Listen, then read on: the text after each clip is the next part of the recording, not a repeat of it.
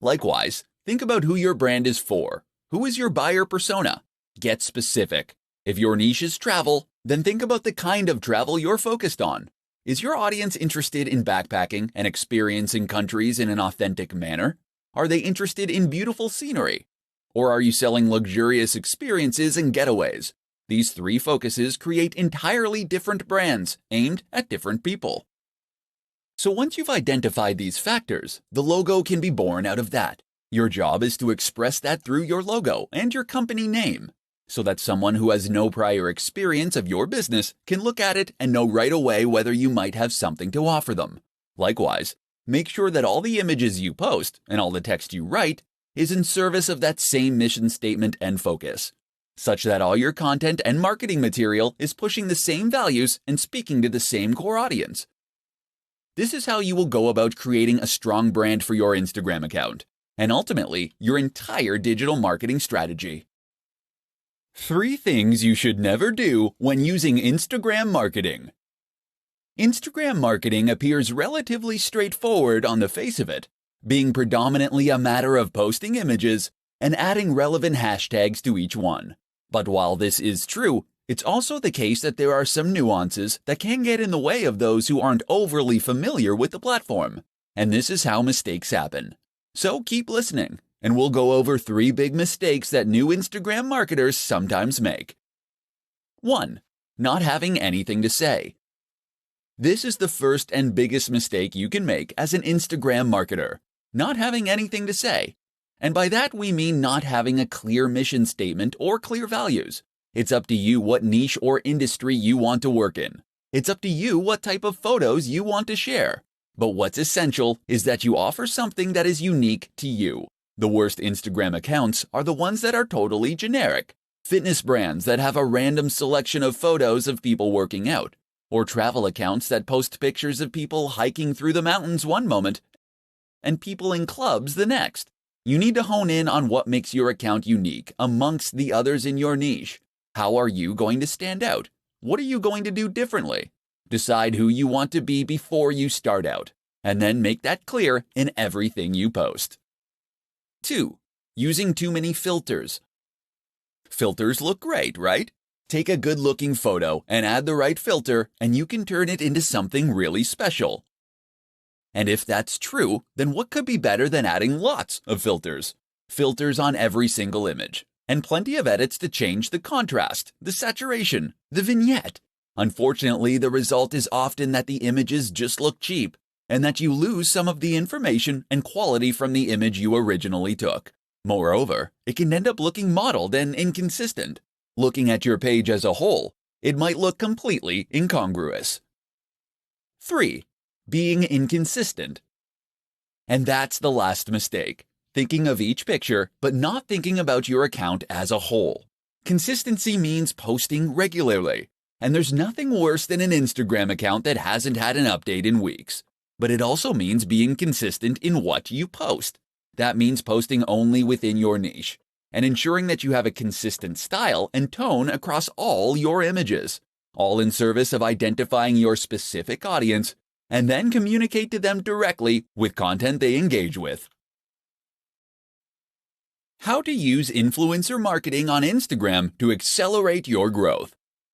While Instagram marketing can be highly profitable, effective, and a worthwhile way to grow a brand, it can also be sometimes an extremely slow process. So what if I told you that there were growth hacks out there that you could use to quickly grow your business to gigantic heights? In this presentation, we'll be taking a look at one of the most effective growth hacks of them all, influencer marketing. So just what is influencer marketing? Essentially, this is a form of marketing that involves reaching out to an established influencer, someone who has a large audience already that trusts them. From here, you'll then be asking them to promote your brand by sharing content you have created, or by giving you a shout-out. This is normally in exchange for a fee. The reason this is so effective is that it enables you to benefit from the full advantages of Instagram marketing, all without the time and effort it normally takes to do so. People invest huge amounts of money and effort into Instagram marketing because it lets them communicate with millions of people in some cases, and to gain their trust and loyalty. But with influencer marketing, you can reach the same audience via someone who has earned their trust and loyalty immediately. Some brands will pay $1,000 for every 100,000 subscribers a channel has. That means that someone with several million subscribers can earn huge amounts from each post. You might not have quite that much to invest, but it should still demonstrate just how valuable those brands obviously think a big Instagram account can be. And it should explain why reaching out to an account with 5,000 subscribers and paying considerably less can be a highly worthwhile strategy. Better yet, why not consider working with influencers via ad swaps and collaborations? That way you gain the exposure for free. Reach out to another creator in your niche and offer to make a joint post, or to give them a shout out in exchange for them doing the same.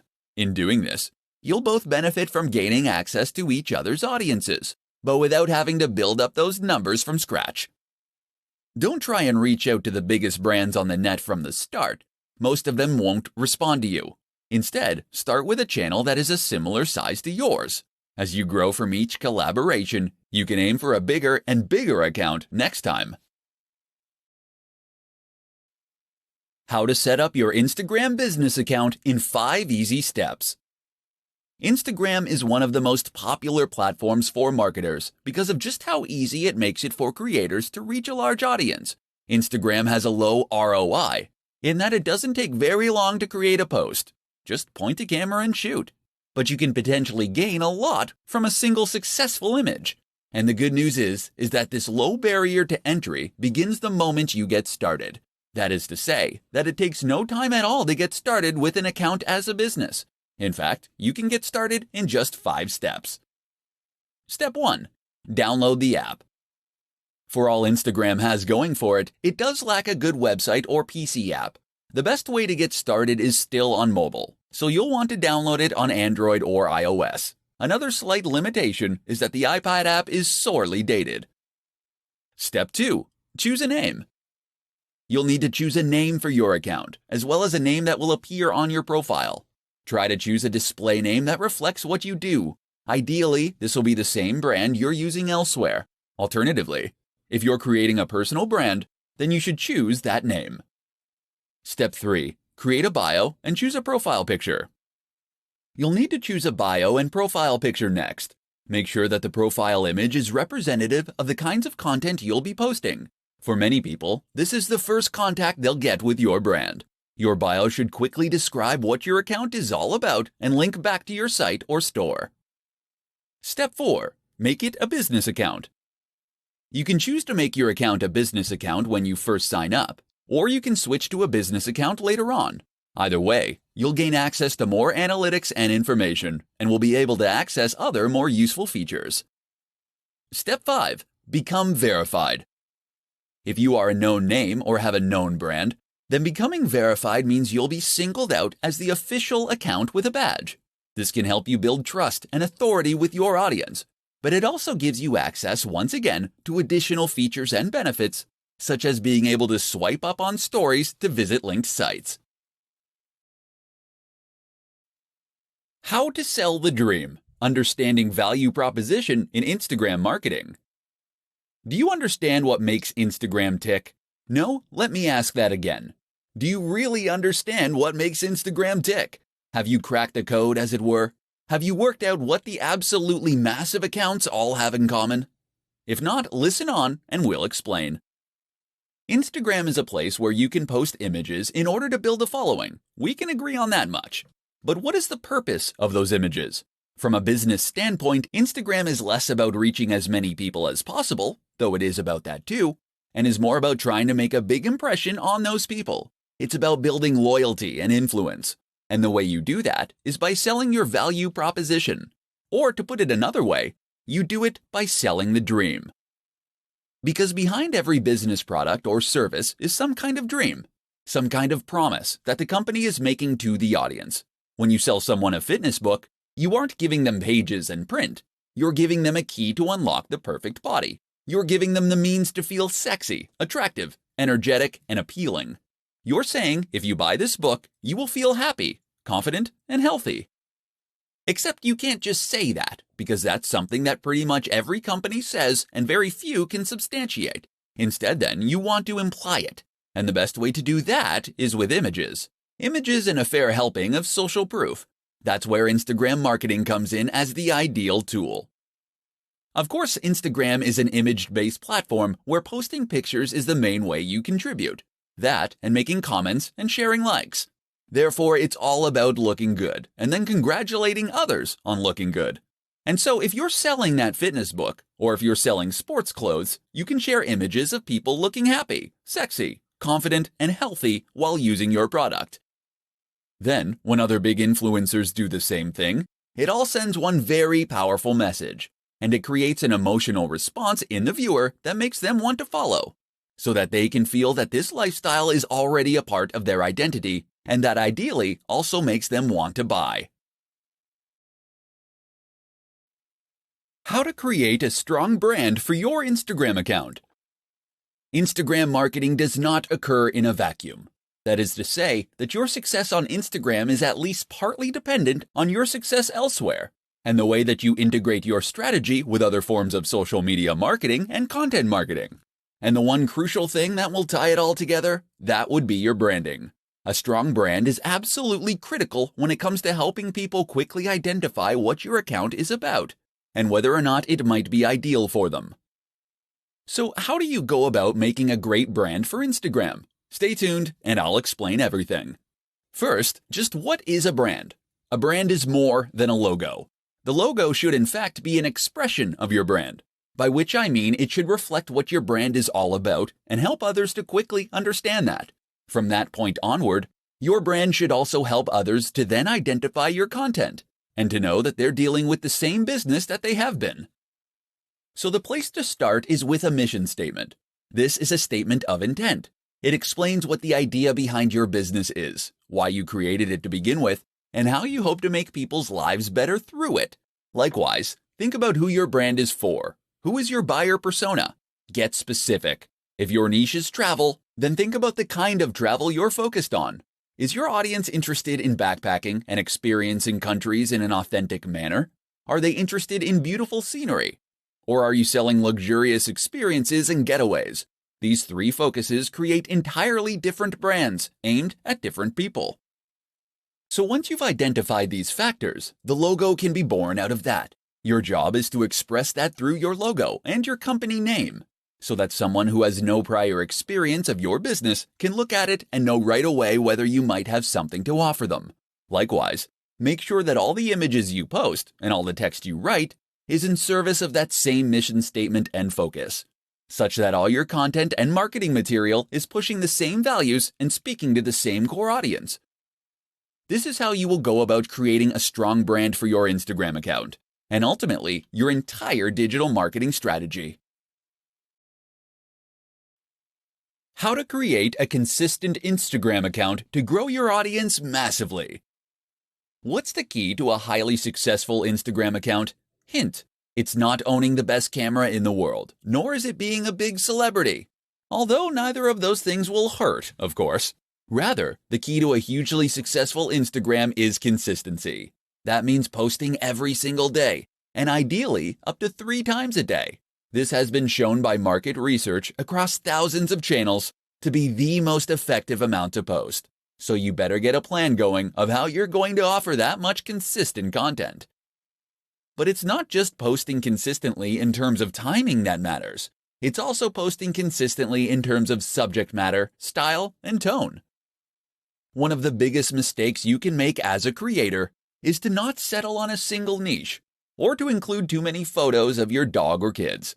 Occasionally, showing people a behind the scenes so they can know the creator behind the brand is no bad thing. But that is what Instagram stories are for. Do this consistently on your main feed, and you'll find your audience quickly becomes bored and disinterested. Likewise, you need to think about consistency in terms of the look and feel of your content. Did you know that most of the biggest business accounts will only use a single filter on their photos? Take a look at the Instagram accounts of Dwayne "The Rock" Johnson, and you'll find that many of his photos during a certain period in the gym use the same filters. What this does is make the Instagram page itself look much more appealing at a glance, so that you will be more inclined to want to follow it. Most people won't see a single photo and decide to follow an account. they will follow that photo to its feed. And this is what will then help them decide that they want to become a follower. Not only does having a consistent look that makes the page look coherent, look more professional and impressive, it also gives the account a more singular style and vision, in which tells the viewer whether this is a page that they would be interested in following. If every photo is different, how can they know if they're going to like the next one?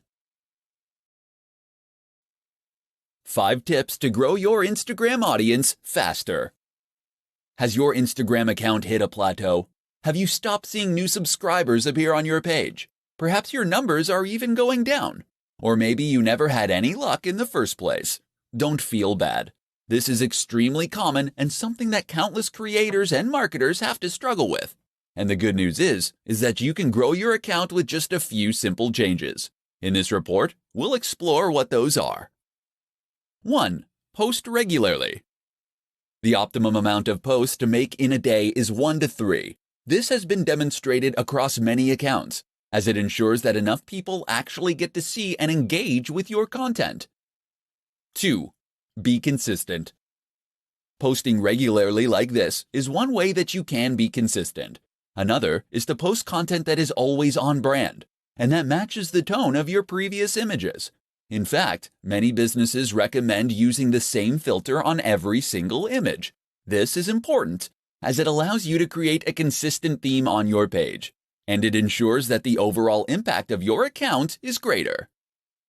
3. Use hashtags. You get 30 opportunities to use hashtags for each photo, so use them all. If you had 30 opportunities to play the lottery for free, would you enter just once and leave it at that? A good hashtag is one that's popular, but not saturated. Aim for those that have around 30 to 300,000 posts. But with that said, there's value to trying to get a range of different hashtags in terms of popularity too. Get a few huge ones and a few smaller ones in there for good measure. 4. Use video, live, and stories. Instagram isn't just about posting photos. Video actually has a greater engagement than photography on the platform, and it can also help you to convey a more complex message more efficiently. Likewise, don't ignore Instagram Live or Stories. Stories let you engage with your audience in a different way, while stories are far more two-way and ideal for building trust, loyalty, and authority. 5. Be social. Remember, Instagram is a social media account. That means it's not just about posting things and moving on. You should actually be interacting with your audience and engaging with them. So respond to comments and messages, leave comments on other photos, and follow people that are in your niche. 5 tips for better hashtags. There are many factors that will play a role in the success of your Instagram effort, but few make such an instant and profound impact as the hashtags you use. By now you know what a hashtag is. It is a keyword or phrase prefixed by the hash symbol and used at the end of posts. Hashtags first rose to prominence on Twitter, but have since become a staple of nearly every form of social media. The idea behind a hashtag is to make content searchable. By using the right hashtags, people can look for content like yours, and Instagram can recommend your post to the right people on the Discover page. Without hashtags, your content will be impossible to find. With them, it can potentially reach millions. But how can you use hashtags effectively? Here are 5 simple tips that will make a massive difference. 1. Use lots. Tip number 1 is to use lots of hashtags. You're able to use up to 30 on any given post, and you should aim to use this many or nearly this many every time. By doing this, you'll be able to maximize your opportunities to reach new users. 2. Find the sweet spot. Don't make the mistake of using the most popular hashtag you possibly can. This will result in a post that quickly gets drowned among hundreds of others. Instead, pick one with around 30 to 300,000 posts for the maximum impact. 3. Use a variety. That said, there is some merit to using tags that are much more or far less popular, and there is no drawback to throwing a couple of these in with each post too. 4. Geotag. This isn't a hashtag, but by turning geotagging on, people will be able to search your photos by location. That can bring in a lot more viewers from people who are in the same place as you, especially if you're at a big event. You can likewise use hashtags that include place names. 5. Newsjack. Newsjacking is a strategy that involves using hashtags that are currently in the news or that are at least trending. Use Google Trends to discover these. Of course, these will be getting a higher volume of searches, and that means you can hopefully make a big impact very quickly as a result. Do these 5 things, and you'll find your pictures get seen by more people and more of the right people. 3 ways to produce more Instagram content more quickly. Instagram is a fantastic option for marketers in a hurry. It doesn't take very long to post a photo or an image, but potentially that single post can do extremely big numbers for you. But while this is true, it's also true that a lot of people find themselves running out of time to take photos.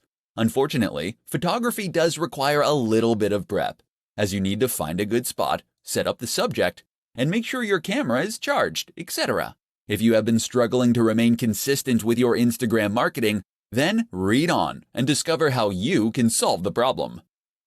Batch. If you're taking 1 photo, then why not take 10? In other words, take batches of photos and you'll spend less time in total because all the setup will be done. If you're in the fitness niche, for instance, and you're taking photos of yourself training, take a bunch of extra for future content. Likewise, if you're taking photos of views while traveling, make sure to get far more than you need to use right away. Opportunity. On a similar note, you should also make sure that you seize every opportunity possible to get useful images. In particular, this might mean taking photos of things that are likely to lend themselves to future posts and topics.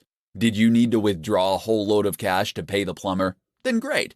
Use that opportunity to take some photos of the cash on the table, as this is something that can work in a whole lot of contexts.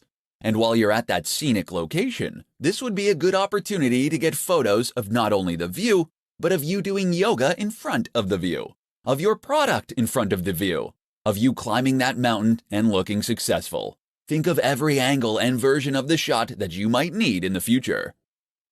Stock. Not every photo you post needs to come from you originally. Sign up to a stock photography site, and that way, you can gain access to a limited reserve of images that you can use to grow your account. Edit these images and add text, and you can get even more use from them. Another option is to repost old images. Throwback Thursday is one of the most useful trends on the platform. How to win at Instagram without taking a single photo. Instagram, it's all about the photos, right? Well, yes and no. Sure, Instagram is populated largely by images, and this is what was originally focused on when it first came to life. But that doesn't mean that photography is the only thing to be found on the platform. Nor does it mean that you have to be an ace photographer in order to be successful. If you don't have a high-quality camera, if you aren't particularly confident in your ability to take photos, or if you just don't have the time, you can still be highly successful on Instagram. And in this presentation, you're going to find out how. One way to become successful on Instagram without taking a single photo is to use stock photography sites. Sign up to one of those, and you'll be able to find and use photos in any niche or category simply by searching for them.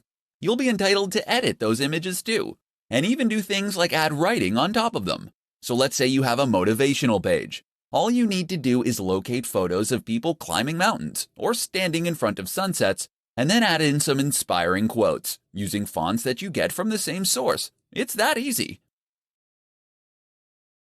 That's one way you can create a successful account without taking a single photo, but there are others too. One is to use pictures from other users. You'll need to ask their permission first, but if you can promise free exposure, then most people will be pleased and flattered to be included. This way you can create an account that acts as the best of within a certain category, or a showcase. People will clamor to be featured as your channel grows, and you'll be able to keep a consistent stream of high-quality content without having to take any photos yourself. And we're still just scratching the surface. You can use photos that fall under fair use. You can use illustrations and designs. You can use 3D models, or you can use snippets of audio. All that's standing between you and a highly successful Instagram account then is your imagination. So don't be put off by Instagram just because you aren't a photographer. Think outside the box, and you can still create a highly successful online brand.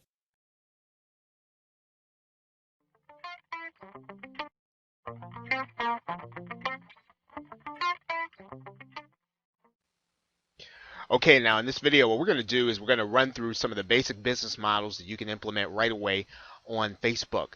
And you can do these things. None of them really take necessarily a lot of skill. They might take having some followers, and they might take building up a fan page or building up a fan base or at least a following. But regardless of that, even if you have one or two friends, one or two followers, you can still do what we're going to be talking about in this video. Now, what you're looking at right in front of you, right here on the screen, is you're looking at a post that this person did to their fan page. Now, on this fan page, this is one that was made available to me based on my interest. So I joined this fan page because Facebook showed it to me, and Facebook showed it to me not because he advertised it. Facebook actually advertised it and gave it to me as a result of my interest. Now, here's what happens. He is actually sharing a link now inside of this fan page to a webinar where obviously he's going to be selling something.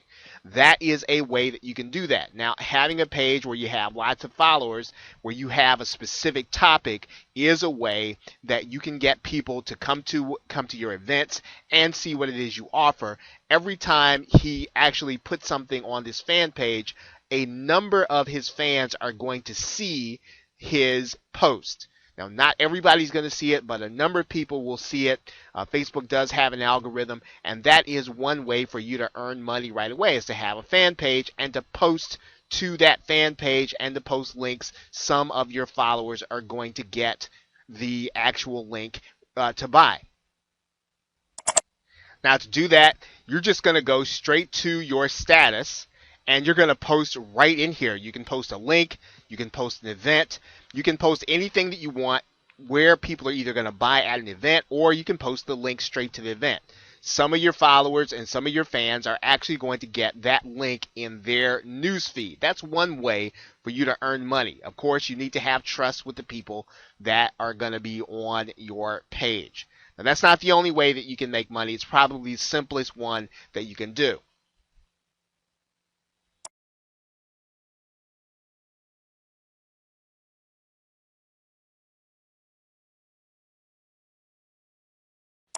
Now, one way that you can use paid advertising to your benefit is to have a sponsored post, and that's what you're looking at right here by the company Viewbix. It gives me the opportunity to like the page where I'm going to become a fan, and what this company is really paying for is for me to become a fan. It's a two-step process. So in other words, you're going to have the page sponsored, you're going to pay for that, and you're going to pay for people to see this based on their interest, and then they're going to like your page. Once they like your page, they're going to see the kind of post that we just talked about in the previous segment, where you're going to post something, they're going to see it in their news feed. So remember, we've got two steps. The first is to fill out a sponsored. You see that right there, the sponsored post. And then once you have a number of fans and followers to like your page, they're going to start getting your posts. Let's take a look at how we would start that sponsored link. Now, when you come inside to advertise on Facebook, you've got a number of different opportunities for you to advertise. Now, the one that we just talked about, obviously, was for you to get page likes. Now, of course, you can get page post engagement, and you can also try to get clicks to your website. But the one we just talked about is getting page likes, and you're going to actually pay for every time somebody clicks that link to your page. And you're going to do that by designating who you want to see that advertisement based on their interest. So this is another way. It is, again, this is the first part of a two-step process for you to be able to get your page in front of people, get them to like it, and in effect what you're doing is you're building a group of fans and followers.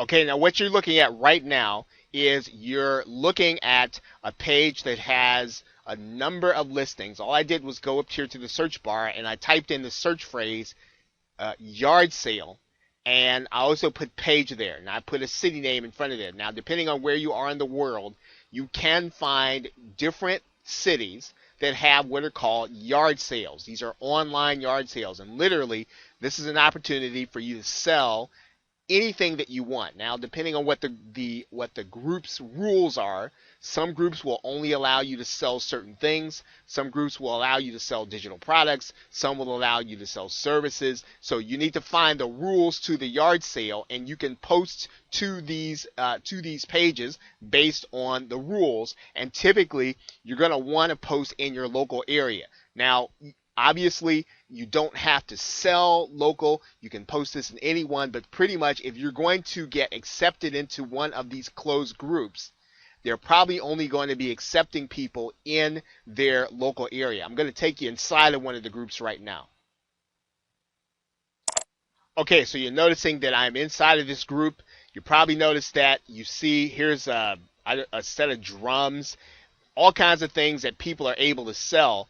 And the people that actually buy and sell on these pages like them because people are not anonymous. So this is some place where, once again, if you have something that's of value, maybe you've got some electronics and you need quick cash, you can easily come to one of these pages and you can actually sell something that you know somebody's going to really have interest in. You're not going to be waiting on trying to build a list. This is really going to be just straight sales and getting cash. But this opportunity is going to be available to you in your local area. Now, depending on where you are in the world, you might not be able to do this if there are no yard sales or things like that. But you might need to find the phrase that's used in your country. You might need to find the phrase that's used in your local area or part of your country. But if you can find a page where people are doing business, buying and selling, that is where you will want to come to do this kind of cash business.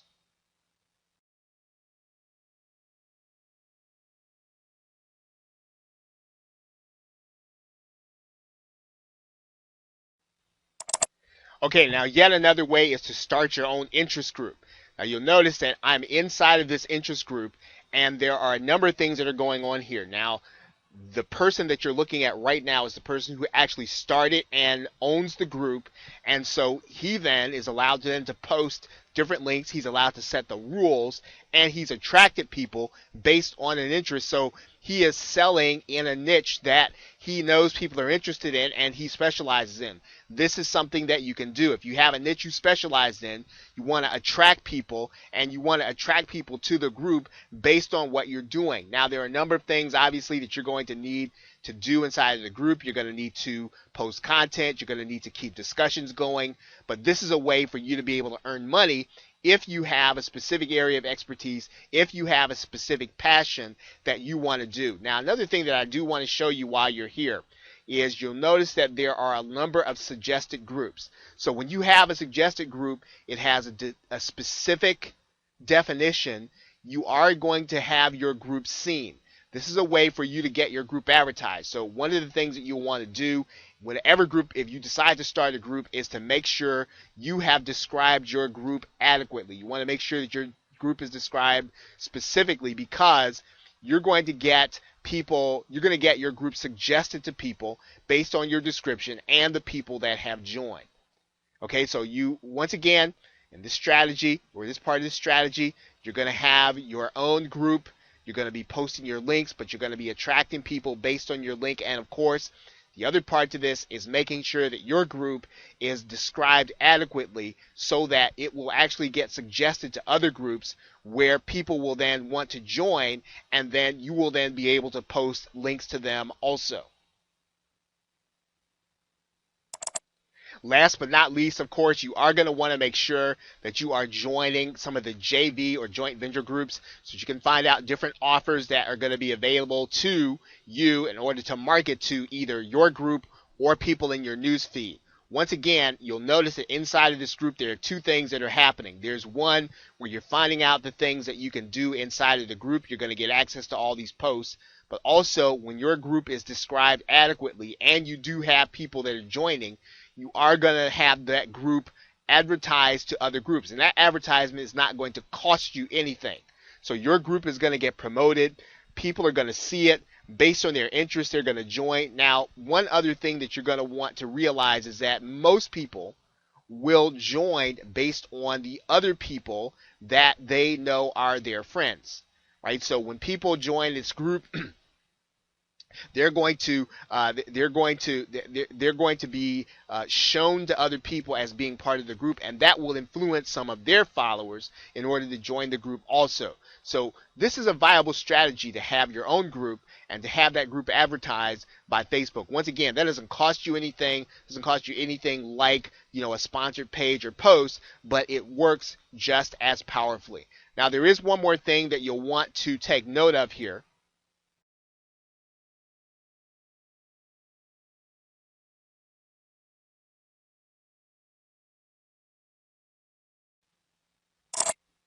Now, you can actually add specialized pages onto a particular fan page. The easiest way to do that, there's a free service by a company called 22 Social, and you can just go to 22 Social inside of your Facebook feed, and what you're going to do is you're going to set up your page. You can set up this page to be an opt-in page. You can set it up to be a video. You can set it up to be an automated webinar. You can set up this page on your fan page for whatever it is that you want to do, and you're basically going to be having your own website on Facebook. So if you want to run a hangout from Facebook, you can do it.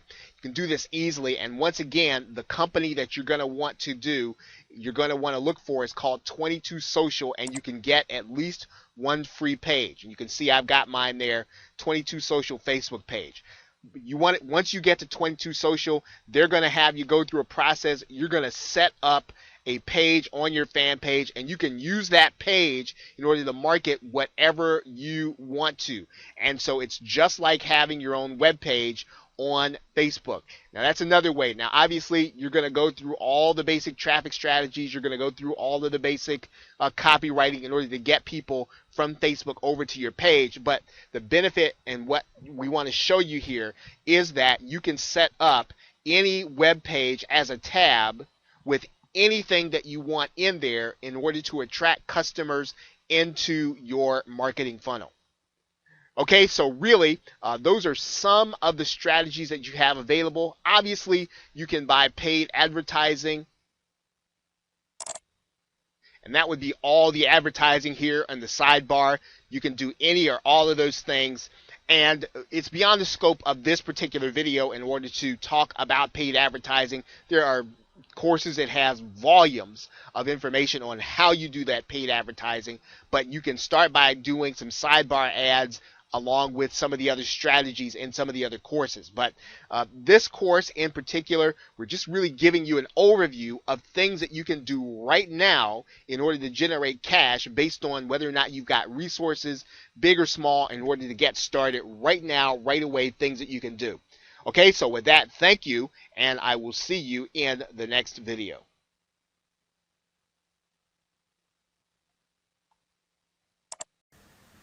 Before you start advertising on Facebook, you want to know who you are advertising to. So for that, what you could do is use one of Facebook's amazing tools. What I'm looking at right now, I'm at my ad manager page on Facebook, and you just go to tools and go to audience insights.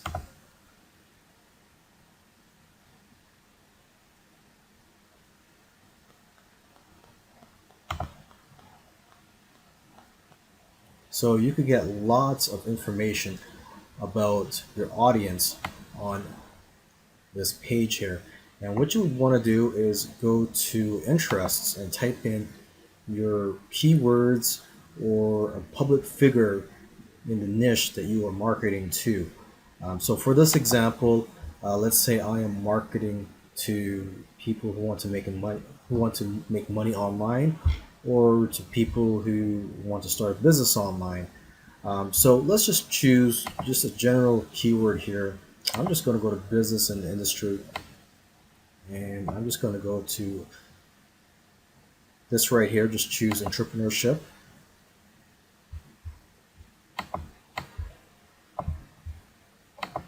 Okay, and so just looking at the data here, for the gender, you can see that it is evenly split. It's 50% women, 50% men that you are targeting to. And you can see their age range here. The majority of the men that you are marketing to here on Facebook are going to be in the age range of 25 to 34, whereas for women, it's going to be in this age range right here, 35 to 44. But you can safely say that the age range that you're marketing to is between 25 and 54 years old. Okay, and you could also look at their lifestyle. If you put the mouse over the eye here, you can get more information. For example, here it says solo and stable are singles and homeowners who work in mainly white-collar professional, administrative, and managerial jobs. Their education and income place them above average in the middle class. So you get an idea here that the people you're marketing to, have white-collar jobs, are homeowners, and are singles. Here, Metro Mix. It says here the middle incomes, urban tenants. Okay, so you could just keep going down, relationship status, education level. You see that 61% have some college education, and the job titles, you can see a lot of them are in management, production, okay. And you could also click on these other tabs here. Right now I'm just looking at demographics, but you can also go to the page likes and see what they have liked on Facebook. You can see the top categories here. You can see page likes. Okay, the most relevant pages that they have liked. You can see the most relevant one here is Brendan Bouchard. So you could target people who like Brendan Bouchard. Okay, now let's go to activity. You can see what activities they've done on Facebook. You can see that ads clicked. It says right here, ads clicked 43. Let's just bring up that. It says selected audience 43 people on Facebook. So compared to other people on Facebook, you can see in the gray shade here, and then you look at your audience, the people who are interested in business. You see that here in the blue color here, there's a great proportion of them compared to the people, other people on Facebook that click on ads. So you know that these people do like to click on Facebook ads. And you can see that here again, they like posts. They also, a lot more of them add comments compared to people outside of your target market. Okay, and you can see here device users.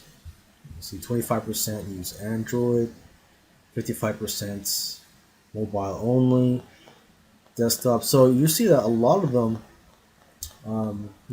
actually like to use mobile devices. You can see, fewer of them actually use an actual computer than the majority of people on Facebook.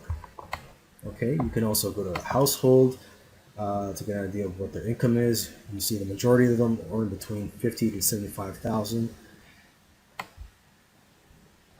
And again, here you can see the majority of them are homeowners. As for the household size, the number of adults and children who live in a single U.S. home, you can see that the majority of them are singles. There's just one person that lives in the home. And you can also see their spending methods. And you can also go here and see their purchases.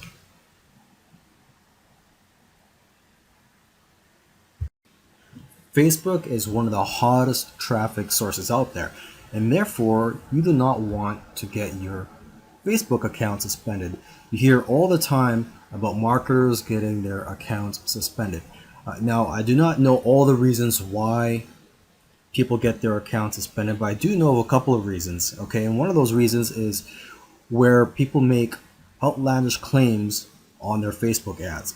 For example, what your ad might say, how to make $10,000 in 10 days. Okay, now you're making a claim and you may want to be able to provide some hard proof, some documents, scientific papers that prove that that is a typical result. But if I were you, I would play it safe and not put in any specific number or outlandish claims in your ads. Okay, so an alternative to that banner ad example, which is how to make $10,000 in 10 days, an alternative to that is, how to earn an income or how to earn an online income in a few days or even just a few weeks. So in that case, you're not really stating any specific number. You're not really stating a specific income amount and a specific period of days. Okay? So you want to play it safe when you make claims on your banner ads. And another reason why is, well, your website. Facebook will look at your website. If they don't think you're a legit business, you may get your ad taken down and your account suspended. So make sure you have a website that is set up for business, that you have legal pages, an about me page, showing Facebook that, hey, you are a real business.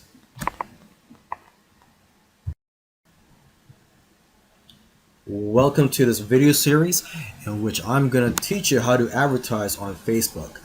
Facebook is probably one of the hottest traffic sources out there right now.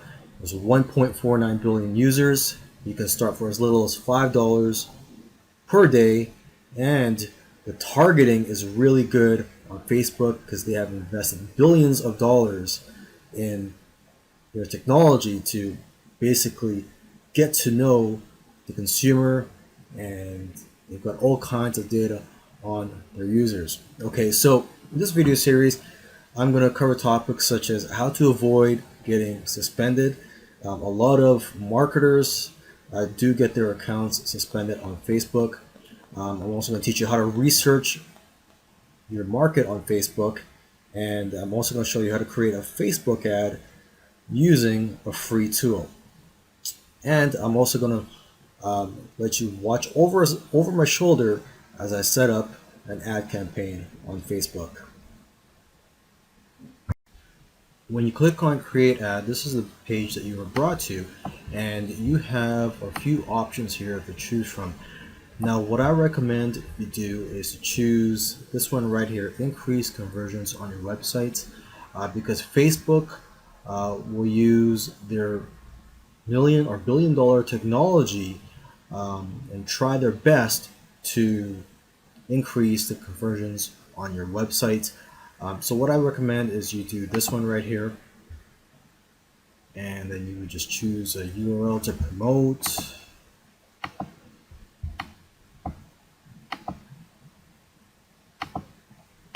And for here you could choose a conversion pixel. It's very easy to create, but for this one, let's just go ahead and do this just for this example. Okay, so this is an example, so it's not going to be perfect. I'm just going to quickly go through it so you can see how easy it is to set up an ad here on Facebook. Okay, so who do you want your ads to reach? Age. So if you remember from the audience insights, the age range of the group was between 25, I believe, and 54. Okay, so that's why looking at that data is helpful. You know a little bit more about your audience here, and it's going to be both men and women, because if you remember, it was 50% men and 50% women that were interested in starting a business online. Okay, a language. I'm just going to choose English.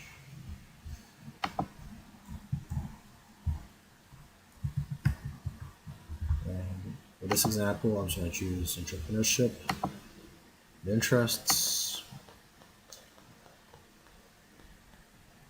Okay, and for the budget, you can start for as low as $5 per day. Let's just do that.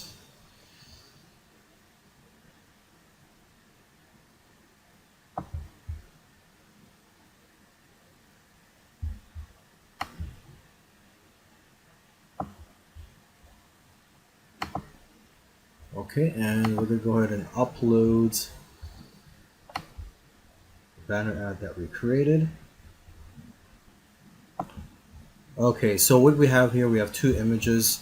The first one that I uploaded was actually by error, so this is the right one right here. And so let's go down. This is what it would look like. This is what the first image is, but for this example, let's just use this one right here.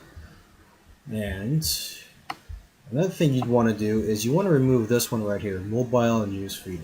When you're starting out, you don't want to use that, and same with the desktop right column. Okay, maybe later on, when you get more experience or you want to scale, you may want to use those, but for now, I recommend that you do not use those.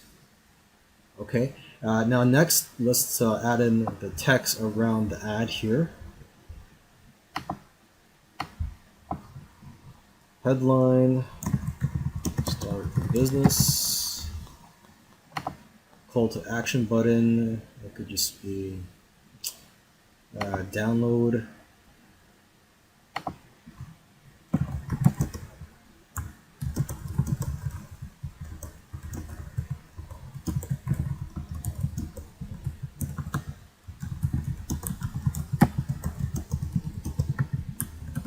Okay. So as you can see, the text that I put in here comes right before the ad, and right here, start a business. That is the headline. Okay, and once you're done, you would just click here, place order. Alright, so let's go ahead and create our Facebook ad.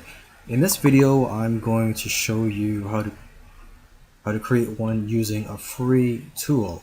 Okay, now let's go ahead and look for an image that we can use for this example, and just to stay consistent, let's use one for the business niche or people that want to start an online business. So I'm just going to type in business.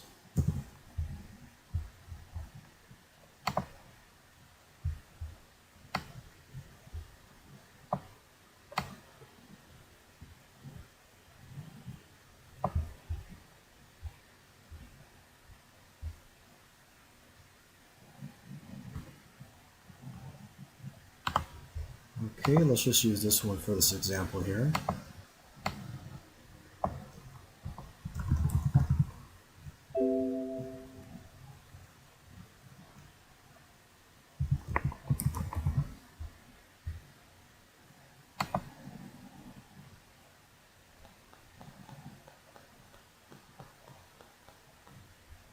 Okay, and now what you want to do is use the free tool, and that free tool is canva.com, and you could get a free account or a paid account with them. And I currently have a free account. I don't use their paid account, so I'm going to go ahead and create an ad here.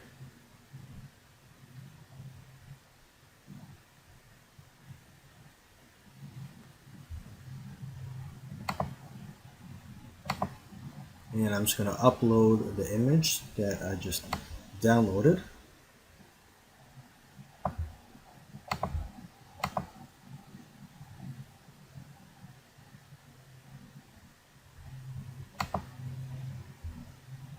Okay, and make sure that it covers the entire white canvas here.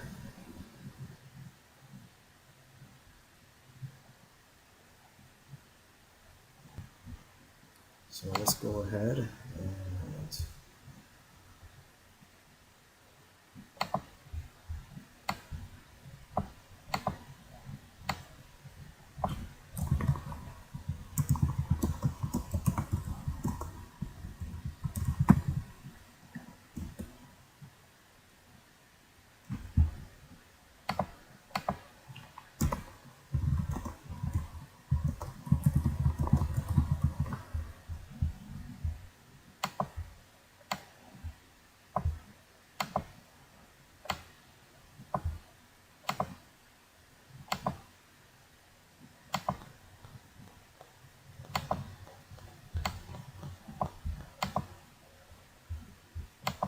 Okay, and when you're done, you just go to download, image for web,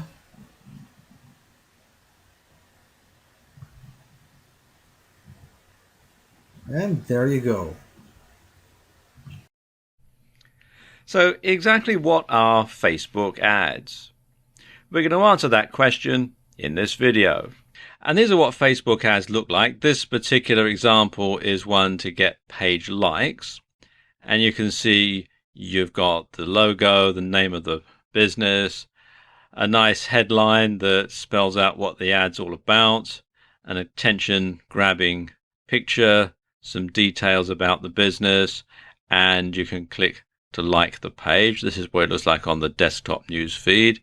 Then this is what it looks like on the mobile news feed. Very similar, but you can see obviously it's taking into account the fact that it's a much smaller footprint. Let's move this along here.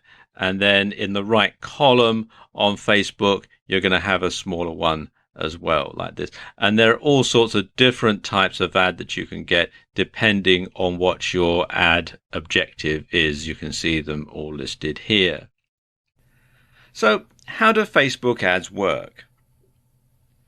Well, the basic principles behind Facebook advertising are PPC and PPM. If you're familiar with internet marketing, you will have heard the terms before. But if you've mostly handled your advertising offline until now, you may not have. PPM means you pay per impression, or to be more specific, you pay per 1,000 impressions, hence the M. And your ad will show on Facebook and you'll pay regardless of whether anyone clicks on your ad or not. And this is perfect if you're trying to get exposure for your brand and you aren't worried about making any direct sales. PPC stands for pay-per-click. And as I suspect that this is what most people watching this video are going to be more interested in, this is what I'm going to concentrate on for the remainder of the video. Now, as an advertiser, when you're buying a pay-per-click ad, you only pay when somebody actually clicks on one of your ads. And this means that you'll never need to pay for an ad that's unsuccessful. So if no one clicks on your ads, you don't pay a penny, and you'll still have gained exposure for your brand from it. Now, the price that you're going to pay for each click depends on a number of different factors. It depends on the niche that you're in, the keyword that you're targeting, and how many other marketers are targeting that niche or keyword. Now, pros and cons to both, of course. The bigger the niche and the more popular the keyword, then the higher the cost per click, otherwise known as CPC. But the more likely you're going to be able to reach a large audience. The converse is also true. The less popular the niche and keyword, the lower the CPC. But chances are that fewer people will see your ad, let alone click on it. Like most of us, Facebook are in business to make money, so the more you're prepared to pay per click, the more often your ads will get shown. Likewise, the higher your budget for any given day, the longer your ads will be repeated, and this process is known as bidding. And Facebook are very flexible about this. Although it's called bidding, it's not like an auction. It's not a case of the person who bids the most gets shown exclusively and everybody else can get lost. It just means that the highest bidding ad will be shown the most often. You can bid lower and your ad will still get shown for that keyword, but just not that much. And this is good because it means you can test out an ad without spending a lot of money per click. If it's effective, it'll get clicked on regardless of how often it gets shown. You can then scale up, pay more and get more clicks. If the ads are dud, well, it doesn't matter. It won't have cost you much, if anything. Now, of course, the holy grail of PPC is to find keywords that get searched for often but don't have a lot of other marketers bidding on them. You then write an ad that targets potential buyers while discouraging people who are merely curious and are not likely to take you up on your offer. Master that skill, and it's literally like having your cash flow on tap.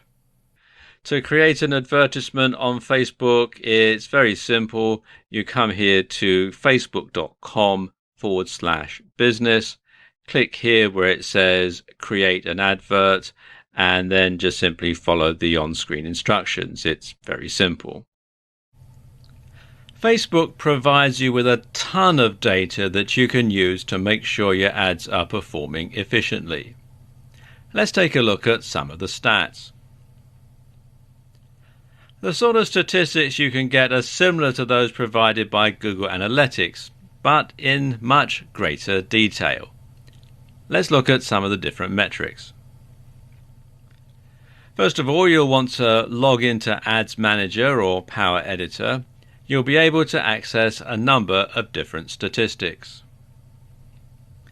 First of all, there's the performance, and this is the results, reach, cost, budget, amount spent, and schedule. Then there's delivery, the reach, frequency, cost per 1,000 people reached, impressions, CPM, that's cost per 1,000 impressions, and this is if you're doing CPM rather than PPC. Then you've got engagement. This is people taking action, post likes, post comments, post shares, link clicks, and page likes. Then there's video engagement if you're running a video ad. And these cover impressions, video views, cost per video view, 10-second video views, cost per 10-second video view, reach, amount spent, average percent of video viewed, video views to 25, 50, 75, 95 and 100%. And this can help you to perhaps tweak your video ad to get people to watch it longer and to see it right through to the end. So you'll know when there's a point when people are starting to lose interest in your video and are clicking away, and you can go back and perhaps re-edit your video to change that and make it more effective. Then there's app engagement, and this covers mobile app installs, mobile app actions, cost per mobile app install, cost per mobile app action, app installs, app engagements, cost per app install, cost per app engagement, post likes, post comments, and post shares.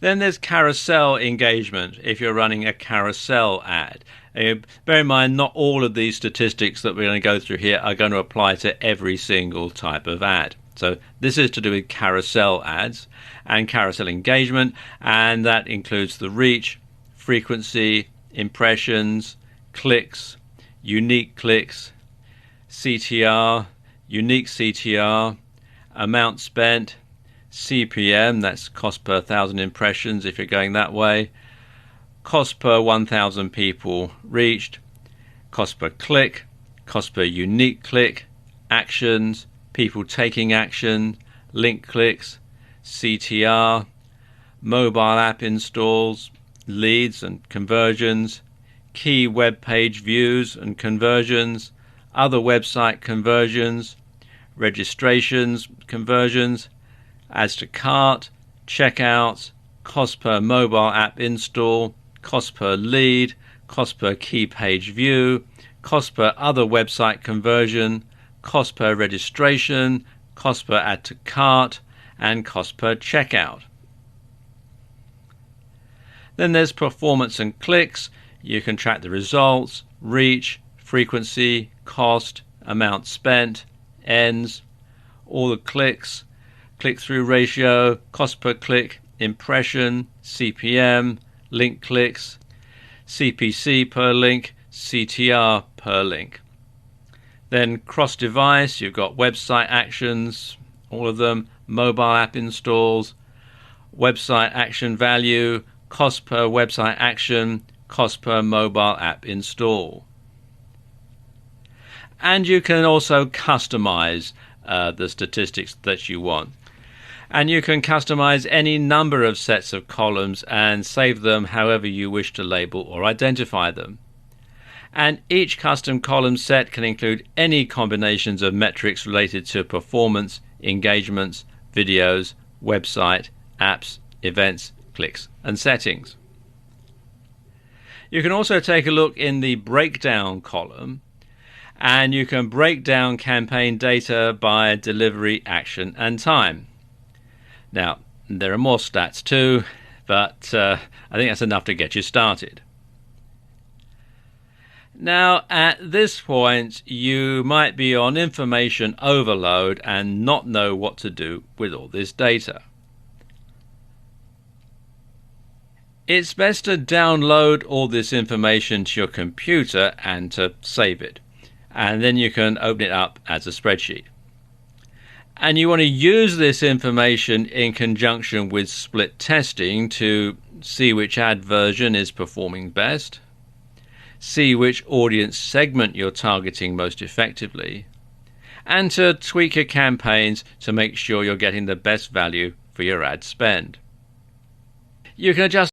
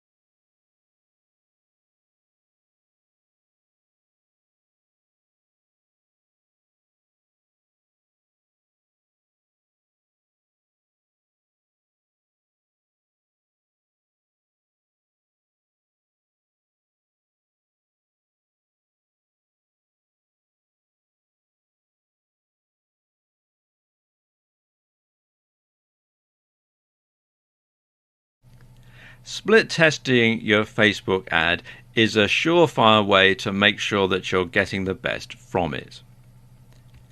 Now, put simply, split testing means having more than one ad, monitoring which one converts the best, and then rolling out that ad to the majority of your ad viewers.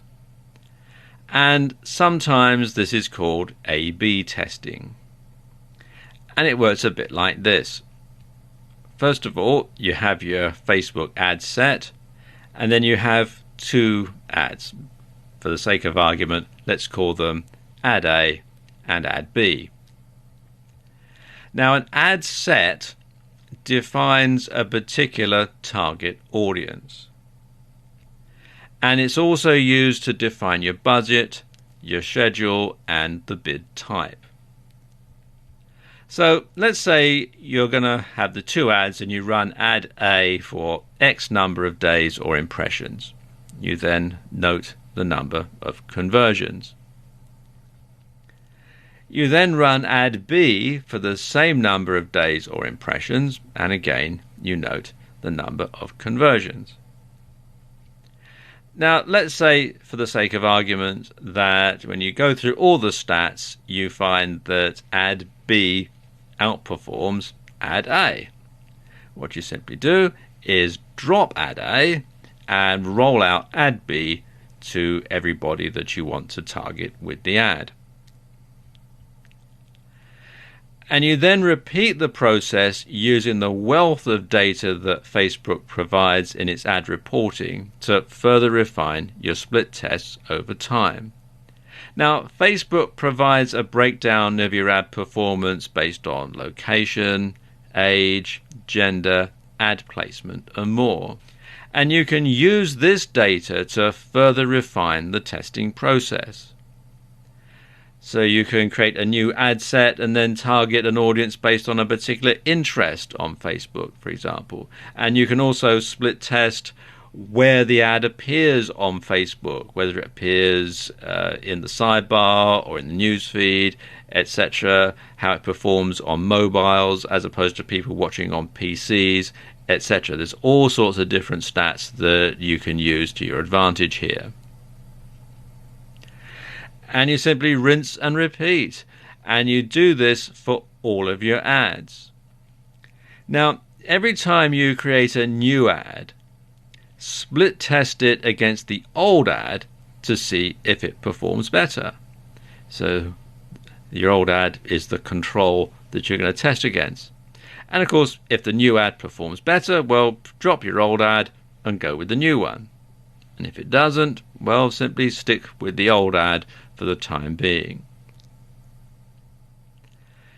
And what you'll find is, over time, some demographics will respond better to one ad more than to others.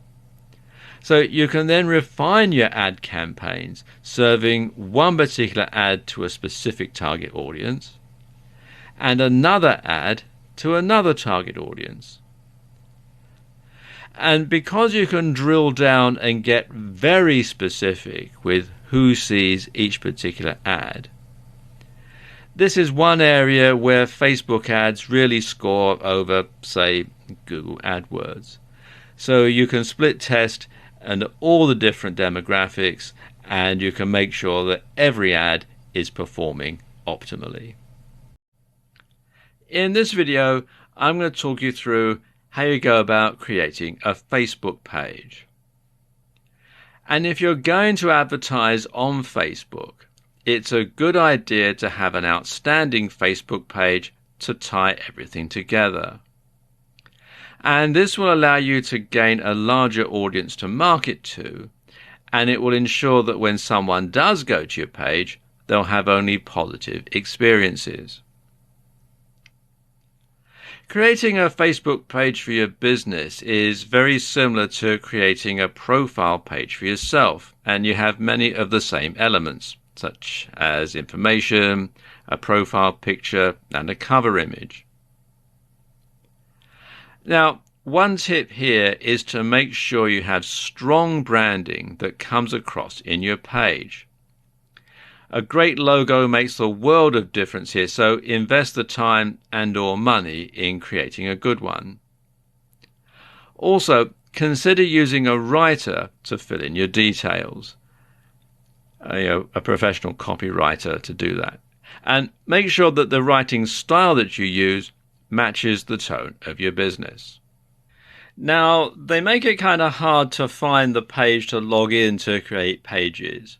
So you want to come to this URL, which is facebook.com/pages/create.php. It takes you to this page here. It says create a page. And you'll see that there are various categories that you can have for your page. It can be for a local business or place, a company, organization, or institution, a brand or a product. It can be for an artist, band, or public figure. it can be entertainment, or a cause or community. Now, each of these classifications will have specific fields that are unique to your page type. And it's a good idea to have all the relevant information to hand before you start putting your page together. Then what you do is simply follow the on-screen instructions as they walk you through the procedure. It's all pretty straightforward, regardless of what type of Facebook page you're going to set up. They do make it very, very easy to follow. One point that's common to all of these pages, though, is to have your logo as the profile picture. And this should be at least 180 by 180 pixels. And it's a good idea, if you don't already have a logo, to get one professionally designed, because it's just going to give a really good image about your business.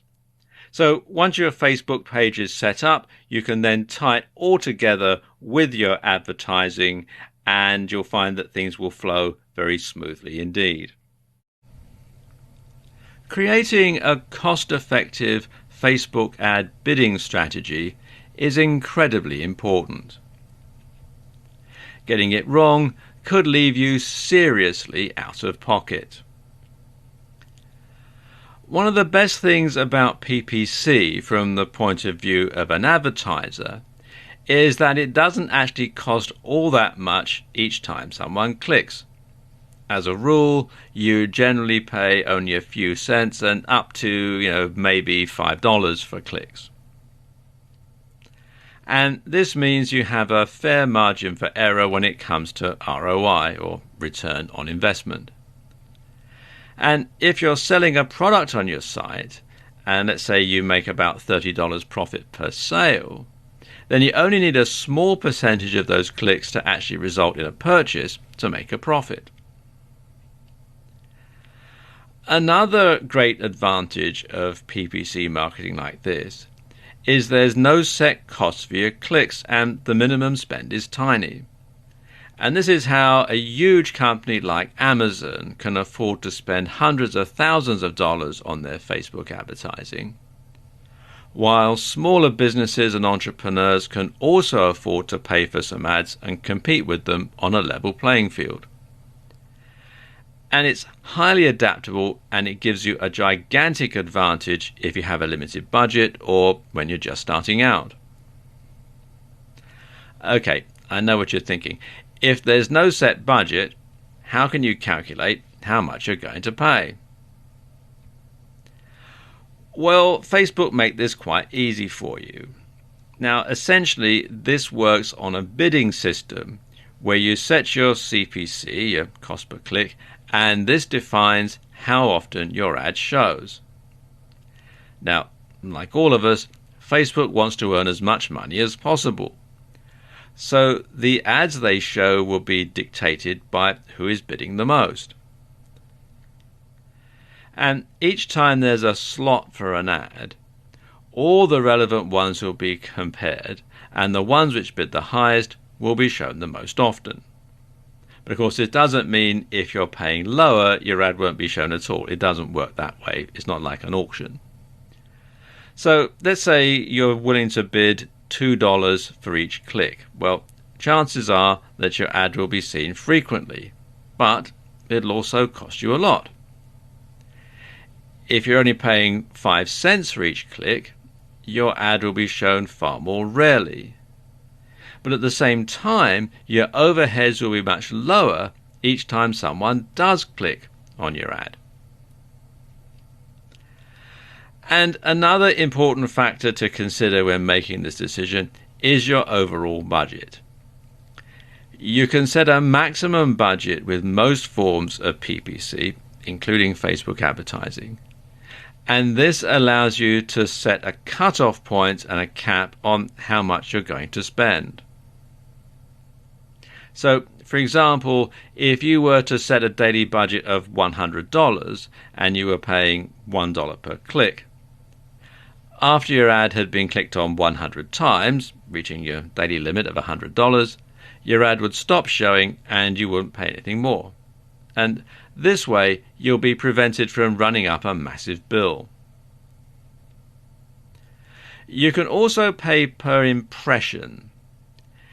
And this means you'll pay each time your ad is shown. And this is the default setting for advertisers. But it's best avoided until you're certain that your ad is effective. Otherwise, you could end up paying for an ad that nobody clicks on. Unless, of course, you're looking for ways to build your brand and you're not interested about clicks. You just want to get out there. You just want to have people notice who you are and what your brand is, in which case paying by impression certainly makes sense. So, how much should you bid? Well, that's going to depend on how competitive your niche and your keywords are. You can choose either automatic bids, and this means that Facebook bids for you, or you can choose to enter a bid manually. So, if you're just starting out, it's probably best to use automatic bidding to begin with.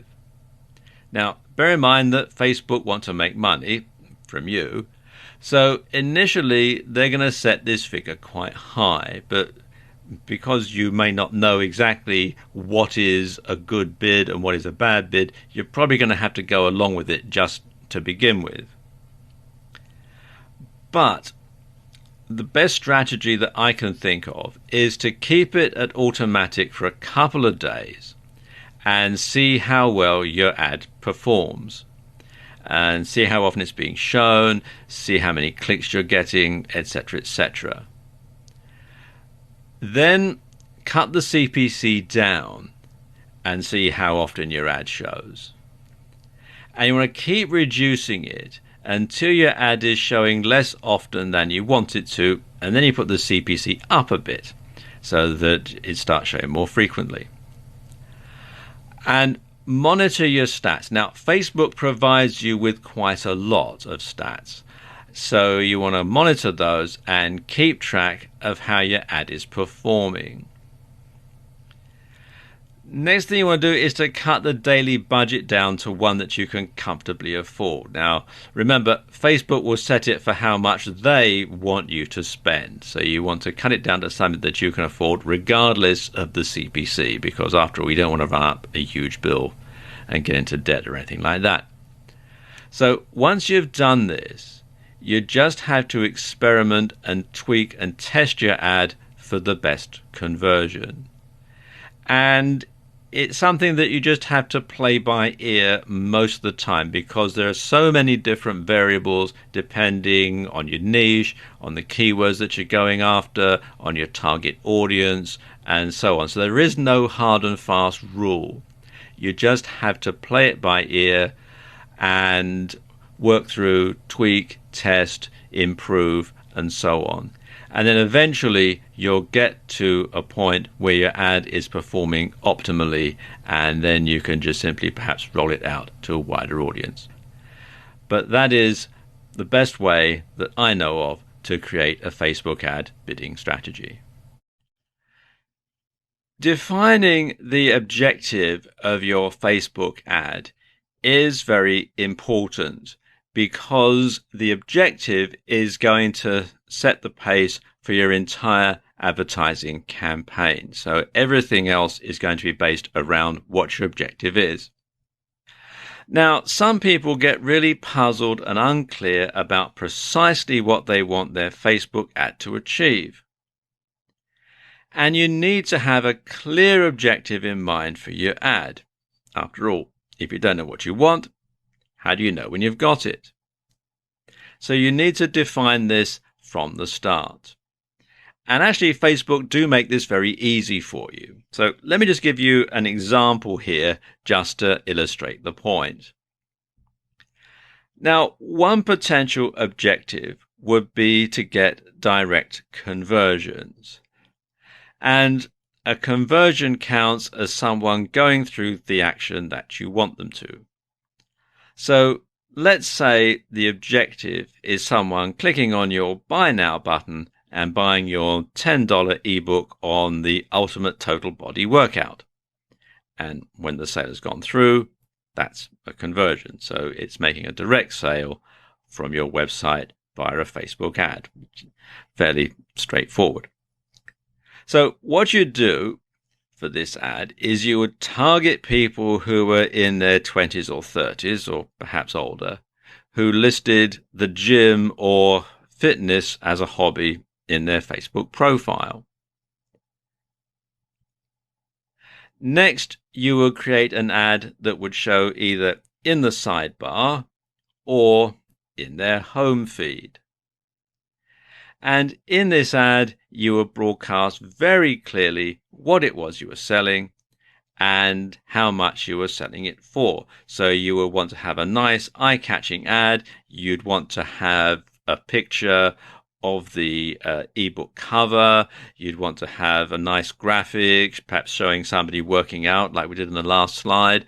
You will want to just sort of have something that would scream out to anybody who saw it that exactly what this ebook was about. So you could eliminate anybody who didn't want to buy it, you see, because this is where Facebook advertising can be a little different from other forms of advertising in terms of approach. Now, in the past, you might have learned to save the price until right at the end, after you've already convinced the person to learn all about your product and to buy. And this is known as the AIDA approach, which stands for awareness, interest, desire, action. Now, in pay-per-click marketing, because this is the version of Facebook marketing we're going to focus mostly on, you're trying to avoid clicks just as much as you're trying to encourage them. And you don't want people clicking on your ads unless there is some chance that they might be actually willing to buy.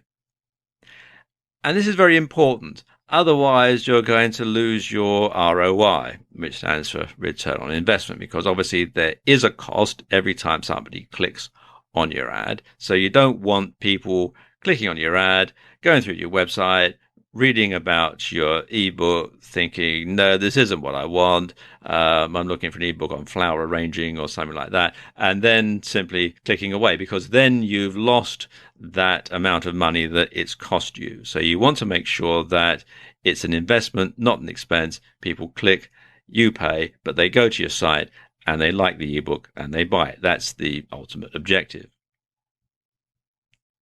So you'll make your ad with a headline that very clearly says something like, get the ultimate total body workout ebook for just $10. And this technique will work because anyone who doesn't want an ebook or isn't prepared to pay $10 won't click. So if someone wants a video, they're not going to click. Someone wants a free ebook, they're not going to click. So this means you can afford to increase your CPC and have your ads seen more often. And it also means you increase your chances of being seen by someone who does potentially want to pay $10 for your ebook. In turn, that will increase the percentage of clicks that result in a conversion. Objective obtained. Now, exactly what the objectives of your Facebook advertising campaign are will impact heavily on the approach that you use, and will also be intertwined with everything from your cost per click to your maximum budget and to your ad design. Because obviously, if it's a $10 ebook, you don't want to pay more than $10 a click because you'll be losing money. And Facebook actually lets you set your goals right from the start. And the options that they give you are fairly wide-ranging and comprehensive. And these cover improving engagements of a post, getting more likes for your Facebook page, getting more clicks or leads for your website, getting more installs for an app, promoting your event or offer. And Facebook's evolving all the time, so they may have added more by the time you see this. Now, the more closely you define your objective, the greater your chance of achieving success with Facebook ads. In this video, I want to give you some tips for making your Facebook ads stand out. Now, when you're advertising on Facebook, you're going to be allowed to have an image on your advertisement. And this is very powerful because it's the thing that people will see before they actually read the text. They'll see the image and the text comes later. That's just the way your brain works. So when you're using images, you should use quality images. Preferably, you should use ones taken specifically for the ad, or failing that, you want to get some professional images from a photo library, and there are lots of them online. But you want to make sure, first of all, that they look good. Secondly, that they adequately relate to what you're advertising. I know some people say, oh, do something completely different because then it'll stand out. Well, maybe.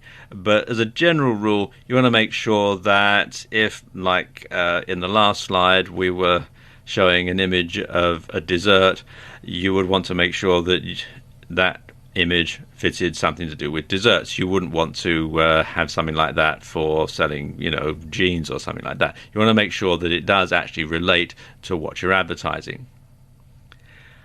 Very importantly, you must make sure that you own the copyright or have the rights to use this particular photograph. You can't just simply go to Google Images, grab something offline from somebody else's site and then use that in your Facebook ad. That's going to land you in a whole heap of trouble. So basically make sure that you own the copyright or that you have the adequate rights to be able to use these images.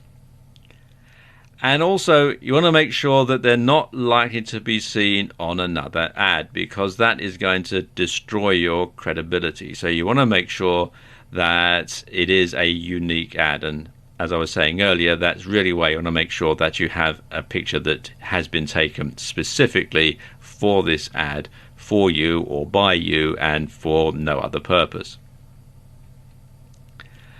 Something else that you want to do in your ad is to use compelling copy. You want to draw people in by appealing to both their emotional and to their logical side. So you want to appeal to head and heart in equal proportion. You also want to have a strong call to action. You want to make sure that when people see your ad, they feel it's compelling to go ahead and click through and either make the purchase or go to your website or go to your Facebook page or whatever it is that you want them to do. But you must have a strong call to action. You should also use social proof to back up any claims that you have in your ad. And a good way to do that is to use testimonials. And if you're running a video ad, for example, getting video testimonials from previous customers can be very, very powerful indeed. But whatever you do, the testimonials should be genuine. You mustn't make them up. They must be real customers giving their real opinion. Now, some people say that you should put a question in the headline, because this draws people in and gets them reading the rest of the ad. And especially if it's a question your audience can answer yes. Above all else, you should be credible. If your ad makes outrageous claims, then no one is going to take it seriously. So, for example, if you're advertising a make money online product and you're saying, you can make $1 million by this time next week, no one's going to take it seriously. But if the claim is you can make $1,000 by this time next month, well, maybe that has a bit more credibility. Most people are not stupid. They can tell when you're making some outrageous claim that simply doesn't make any sense. You can also use the psychology of color to your advantage. And this is something that works on a sort of a subtle, subconscious sort of level. Studies have proven that older people tend to like blue, purple and green, whereas younger people prefer yellow, red and orange. So you can build this sort of thing into your advertisement. In fact, you can actually take it a step further because different colors tend to relate to different things. For example, yellow tends to convey optimism, clarity and warmth. Orange is considered friendly, cheerful and confident. Red is exciting, youthful and bold. People associate purple with things that are imaginative and creative. With blue, people tend to associate it with things being dependable, trusting and wise. Green tends to be associated with things that are peaceful, healthy and associated with growth. And grey is a balance, neutral and calming. And if you think about it, if you think of big corporations, if you think of products that you go out and buy off your supermarket shelves, for example, look at the colouring of the packages, look at the colouring of the advertising, look at the colouring of company logos, and you can see the sort of message that they're trying to get across through the colours. And you can do that too in your Facebook ad. And finally, when it comes to your ad, don't sell. Now, I know that sounds counterintuitive, but people don't like to be sold to. And the best ads never feel like ads.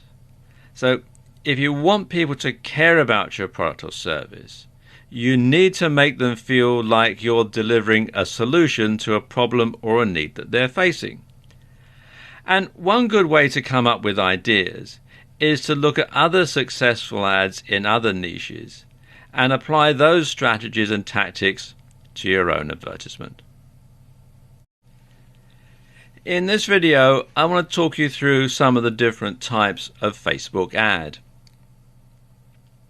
Now, Facebook used to have lots of different types of ad, but these days they've narrowed it down to just a few, and I suspect that these were probably the most popular ones anyway, and they've discontinued the ones that people weren't particularly interested in. So let's talk you through some of the different ones. And the first one is a promoted post. And the supported placements are the right column, the mobile feed and the news feed. And this is a great way of getting a larger audience engaged with an important piece of content or promotion. And for a set budget, you can boost a post which will increase its visibility in the feed of people who like your page as well as their friends. Then there's a boosted post, which is slightly different. And the supported placements are the right column, mobile feed and news feed. And it's available to pages with 50 likes or more, and it's a simpler version of the promoted post. And you choose fans of your page and their friends, or you can choose to select targeting criteria. Then there's a domain ad, and the supported placement is in the right column.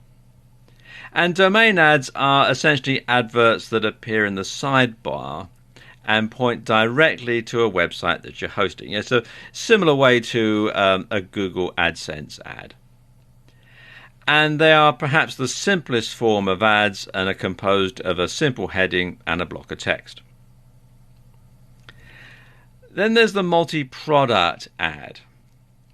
And the supported placements are the newsfeed and the mobile newsfeed. And multi-product ads display multiple items on a slideshow type display that lets users browse and shop right from Facebook. And this is incredibly powerful for e-commerce stores, and it means you're only really posting one ad to promote a whole range of different products. And it's also good if you've got a bricks and mortar store or something like that. You can use this type of advertisement, again, to highlight your products, showcase your products. Then there's page like, and the supported placements are the right column, the newsfeed, and the mobile newsfeed. And this is basically an advert for your Facebook page. And with these, what you're trying to do is increase the number of likes so that you can generate a bigger audience to market to. And this is really part of a long-term strategy. You're probably not going to make any direct sales from this sort of thing, but you are going to get more people to like your page, you're going to get more fans, and you're going to grow your audience slowly over time. So it's something to plan for the long term. Then there are video ads, and the supported placements are the right column, newsfeed, and the mobile newsfeed. And as the name would suggest, video ads let you showcase a video. And they're good for getting likes, and they're powerful for video marketing. Then there are app ads, and the supported placement is in the right column and the newsfeed. And if you've built a branded app for Facebook, then this is how you can promote it and encourage downloads. Then there is an event ad, and the supported placements are the right column, newsfeed, and mobile newsfeed. And as the name would imply, events allow you to advertise events. And these can be useful for increasing interest for a company launch event, for instance, or for a conference. Or if you've got a bricks and mortar store and you're doing an in-store promotion, you could use this sort of an ad to advertise it. Or if you're a band or something like that and you want to get people to come to your next gig, then you can use an event ad to get people there. Then there's the offer ad, and the supported placements are the right column, newsfeed, and mobile newsfeed. And an offer advert is useful for companies who want to market a special offer, as the name would imply. And anyone who clicks on your ad will be emailed a code that they can then use to redeem your special offer, and it's great for encouraging sales. So that, of course, begs the question, what ad type should you go for? Well, that depends. As a general rule, you'll want to use the domain ads when you're looking to generate direct conversions by selling a product, such as an ebook. Meanwhile, the promoted or boosted posts make more sense for businesses trying to build followers, and they represent more of a long-term strategy. Getting fans for a page on Facebook can be very powerful, as it allows you to market to them more often, and it lets you strengthen your relationship with them. For e-commerce stores, there's clearly a big benefit in multi-product and offer ads. And for companies running events, or for bricks and mortar stores running in-store promotions, event ads certainly make a lot of sense. Really though, you won't know which ad is the very best for your campaign until you try a few. You may be surprised if you compare the performance of a few different ads, so experiment with them for a bit and don't make assumptions. At the same time, you should try to avoid thinking of each ad individually, and instead think of them as part of a larger campaign. The massive benefit of Facebook ads compared to other forms of online advertising is the ability to target your audience strategically and very, very carefully.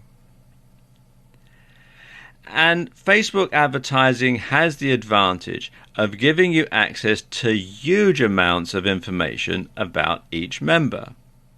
And users on Facebook generally share details such as their age, their profession, their marital status, their location, hobbies, interests, and much, much more.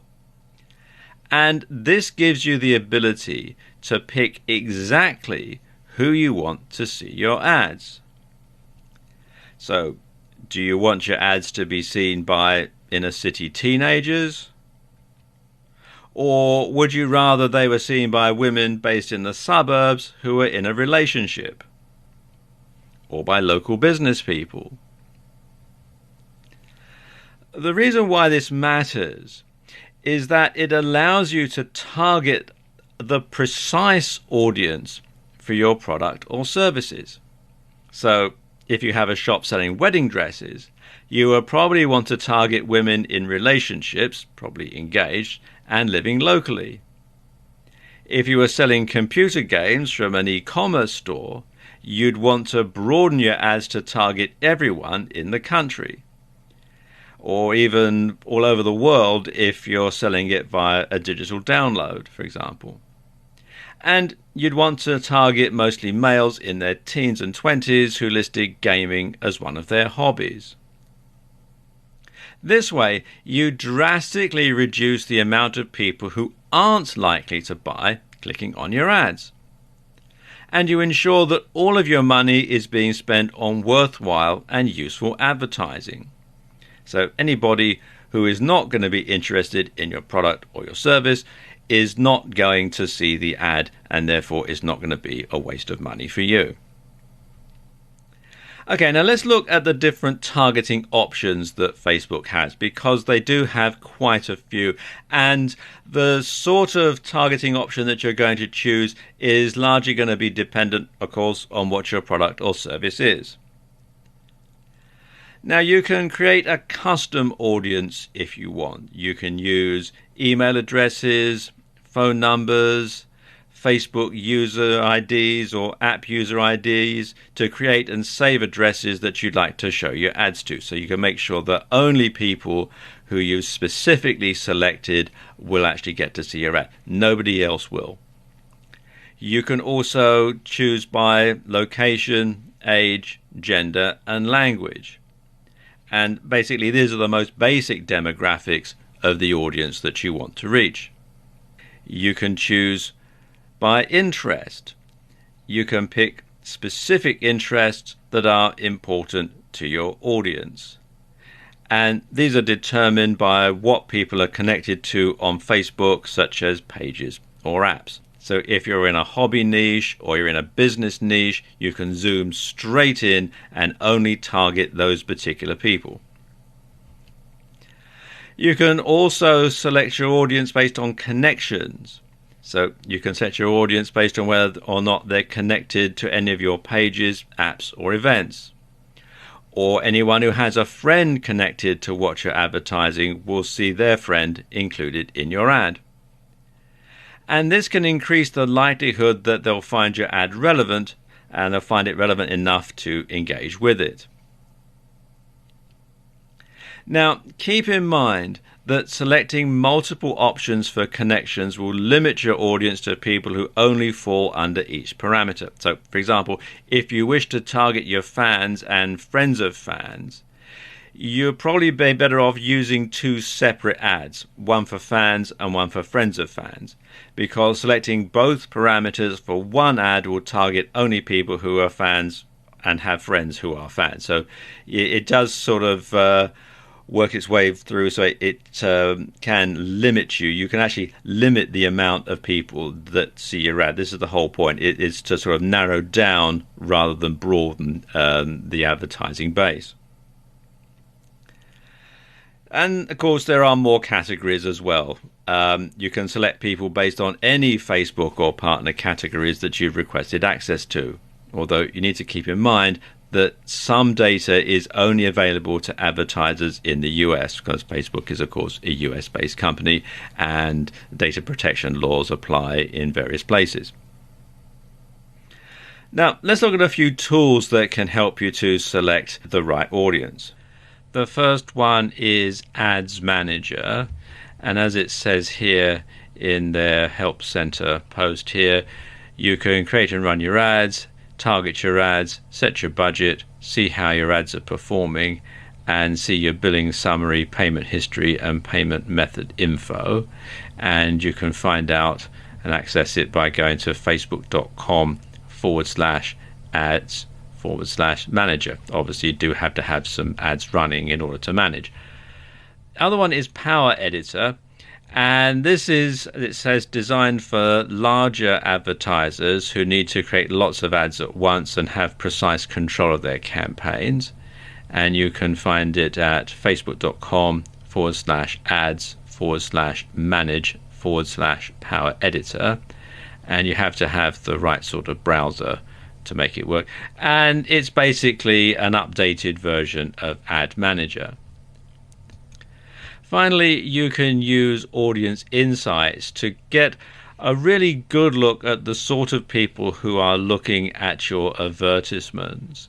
And they give you a lot of information, things like demographics, page likes, activity, purchases, etc. And as you can see from this screen grab that they've got in the Help Center, there's a lot of information here, a lot of easy to follow graphics and that sort of thing.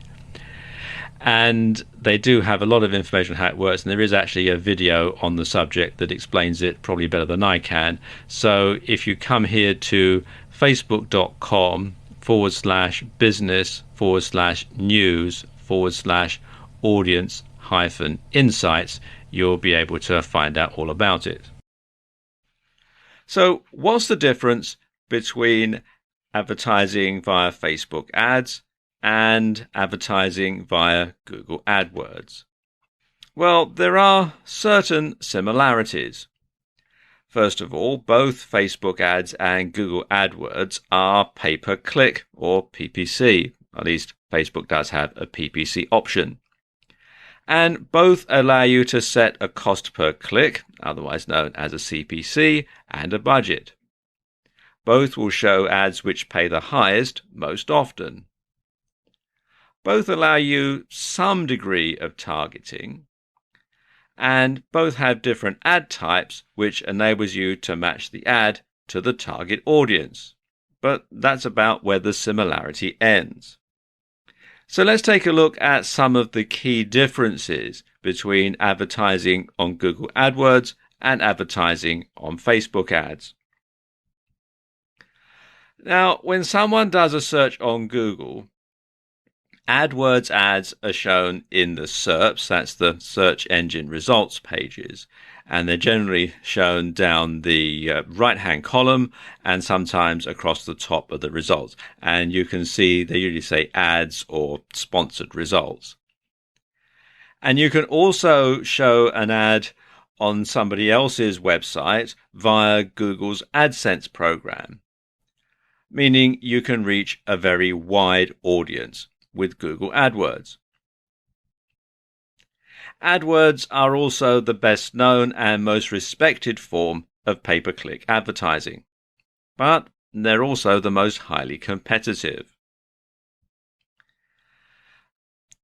Facebook ads, by comparison, are seen only on Facebook and Instagram now that Facebook has acquired it. So it's not so wide an audience, so it's not as expensive. Well, most of the time anyway. But the thing about Facebook ads and where Facebook ads really score over Google AdWords is they offer more precise targeting, especially when you're advertising on Facebook itself. Now, let me give you an example of how this works. Let's say, for example, you have a store selling wedding dresses. You can set it up so that only women who list their status as being engaged and live within a certain distance of your bricks and mortar store are going to see that ad. Nobody else will. Other women who live within that certain radius but are single or married already and therefore aren't going to be interested in a wedding dress, they're not going to see your ad. Likewise, women who are engaged but live further away than the distance that you've set, and therefore, it's too far for them to go and pay a visit to your wedding dress shop, they're not going to see the ad either. So you can really drill down and only make sure that your target audience actually sees that ad.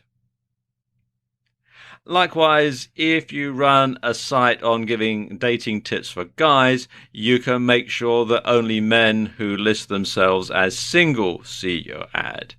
Men who list themselves as being married or in a relationship, they're not going to see your ad at all. So they're not going to be interested in buying your ebook or signing up to your membership site for dating tips. So there's not a lot of point in showing them that ad.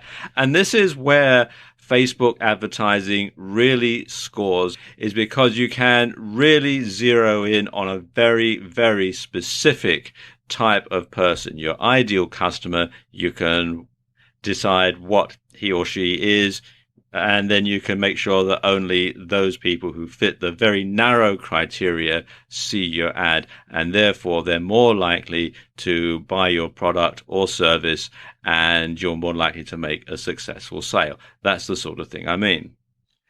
The biggest difference, though, is that when people do a search on Google and see an AdWords ad, they are actively looking for something. You go to Google, you type in your search term, and you're looking to find something, and you see the result, and you see the AdWords ad. Now, people come to Facebook to connect with friends and not specifically to buy products or services. You must therefore use your Facebook ad to create a demand, not just satisfy it. And that's the biggest difference. So you really need a different type of advertising strategy when you're advertising on Facebook compared to advertising on Google AdWords.